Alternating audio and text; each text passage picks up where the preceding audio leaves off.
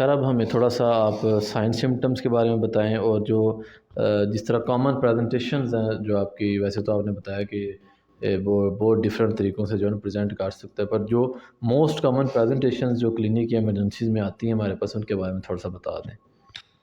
हाँ जी ज़ीशान, वैसे तो इसका जो है वो स्पेक्ट्रम जिस तरह ये प्रेज़ेंट कर सकता है, ये बहुत ब्रॉड स्पेक्ट्रम है, ठीक है? तो सबसे पहले तो ये है कि आपको जो है वो डिप्रेशन या मेजर डिप्रेसिव डिसऑर्डर की जो है वो डेफिनेशन का पता होना चाहिए। तो अगर हम बात करें इसकी कि अगर हम डिप्रेशन को ओवरऑल डिफाइन करें, ठीक है, तो it is defined as a mood disorder that is characterized by a low mood, ठीक है, that occur as a primary illness और as a part of an organic disease और ड्रग अब्यूज, ठीक है। लेकिन हम इस वीडियो में जो बात करेंगे, हम बात करेंगे प्राइमरी डिजीज की, ठीक है। तो जो प्राइमरी डिजीज है उसके अंदर जो है डिप्रेस्ड मूड होगा पेशेंट का, लेकिन उसको किसी किस्म की कोई ऑर्गेनिक इलनेस नहीं होगी, उसको किसी किस्म का कोई ड्रग अब्यूज नहीं होगा, ठीक है। तो this is what define your primary depression. यहाँ पे दो अथॉरिटीज हैं, ICD-10 एंड योर DSM-5। उनके क्राइटेरिया के अकॉर्डिंग अगर डिप्रेशन के सिम्टम्स 5 या 5 से ज्यादा सिम्टम्स जो हैं वो 14 दिन से ज्यादा प्रेजेंट हैं किसी बंदे के अंदर, और उसमें किसी किस्म की कोई ऑर्गेनिक डिजीज प्रेजेंट नहीं है और ना ही वो किसी किस्म का कोई ड्रग अब्यूज करता है, तो इसको जो है वो आप लेबल करेंगे एज डिप्रेशन, ठीक है। डिप्रेशन के सिम्टम्स जो है वो वेरी करते हैं from mild symptoms towards something that is very severe, something that is very grave, ठीक है। अगर आप माइल्ड सिम्टम्स की बात करें तो वहां पे जो है वो आपको देखने को जो चीज मिलेगी क्लिनिक्स के अंदर, पेशेंट जो है वो आपको बताएगा कि मैं हर वक्त जो है वो सैड रहता हूं और मेरे अंदर जुर्रत ही नहीं है कोई काम करने की। इसके अलावा उसको जो है वो फीलिंग ऑफ गिल्ट महसूस होगा कि शायद मुझसे कुछ गलती हुई है, या वो रिग्रेट में रहेगा, या शायद मैं गलत हूं, या शायद मैंने डिसीजंस जो है वो बहुत गलत ले लिए अपनी जिंदगी में।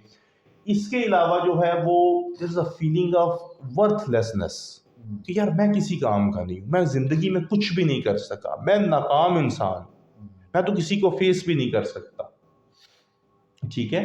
इसके अलावा जो है होपलेसनेस कि आप जो भी कर लें मरीज को कोई उम्मीद नहीं होगी किसी भी चीज से, उसको कोई उम्मीद नहीं होगी कि उसकी हालत बेहतर हो सकती है या उसके जो है वो उसका टाइम जो है वो बेटर हो सकता है।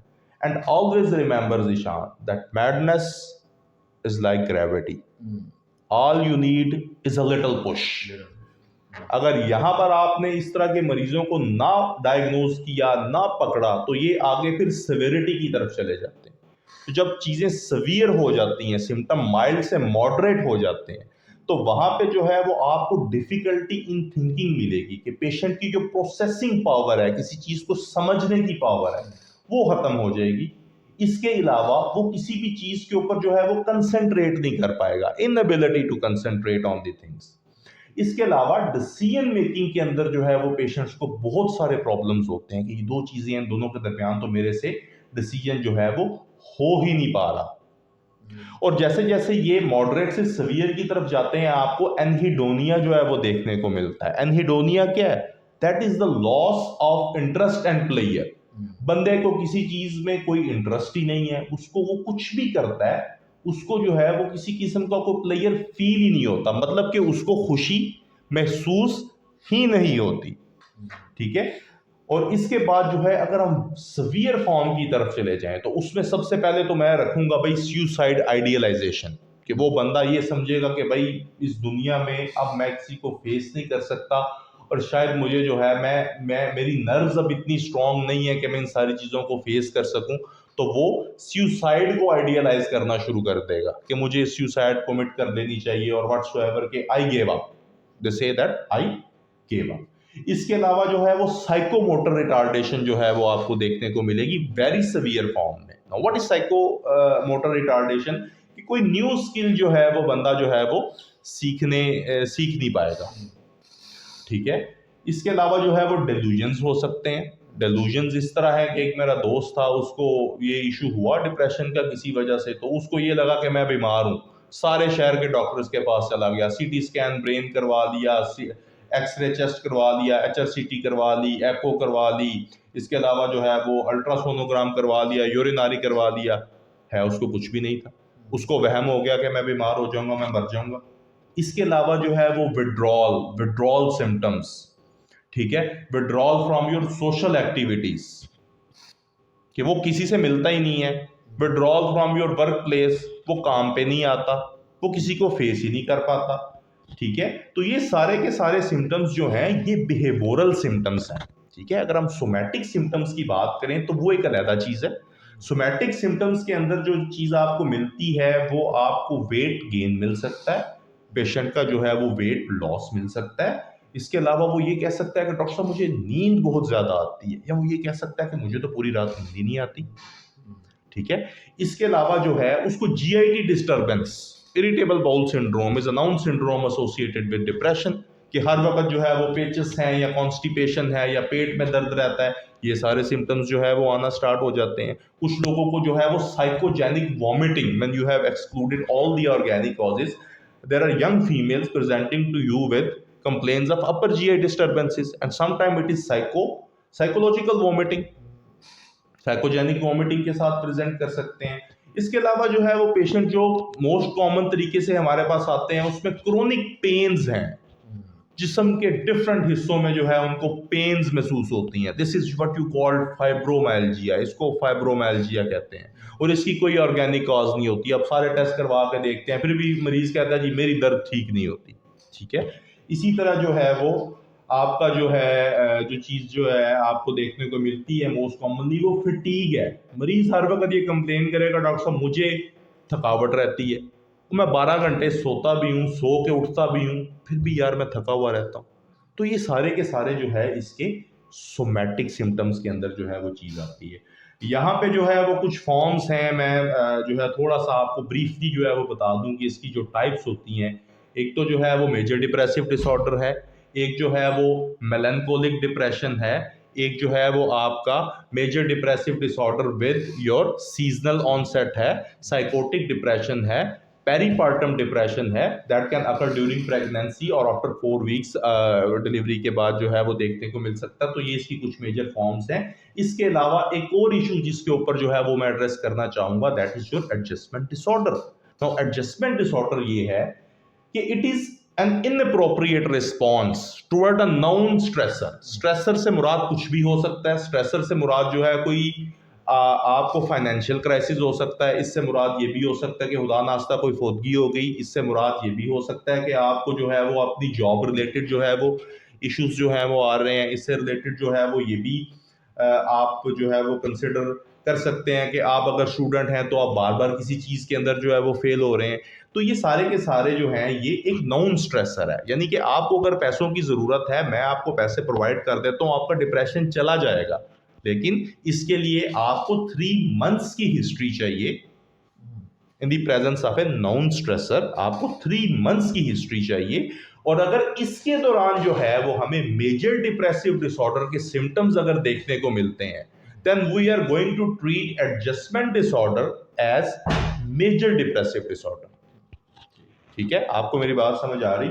इसके बाद अगर हम बात करें इसकी थोड़ी सी इन्वेस्टिगेशंस की, तो इन्वेस्टिगेशंस में देखें प्राइमरी जो है, जो प्राइमरी आपकी जो है वो डिप्रेशन है, जिस तरह हमने पहले मेंशन किया कि उसमें किसी किस्म की कोई ऑर्गेनिक डिजीज नहीं होती, कोई ड्रग अब्यूज नहीं होता, लेकिन you have to find out specially in the old ages कि ये कहीं कोई ऑर्गेनिक डिजीज तो नहीं है। उसके अंदर कुछ स्पेसिफिक जो है वो आपकी इन्वेस्टिगेशंस हैं जो इसको जो है वो रेक्टिफाई करेंगी। उसके अंदर ये होता है कि आपकी increased rapid eye movement sleep जो है वो बढ़ जाती है, and you can get it through your electroencephalography, कि जो है वो रेम स्लीप का जो है वो पैटर्न जो है वो आपका बढ़ गया।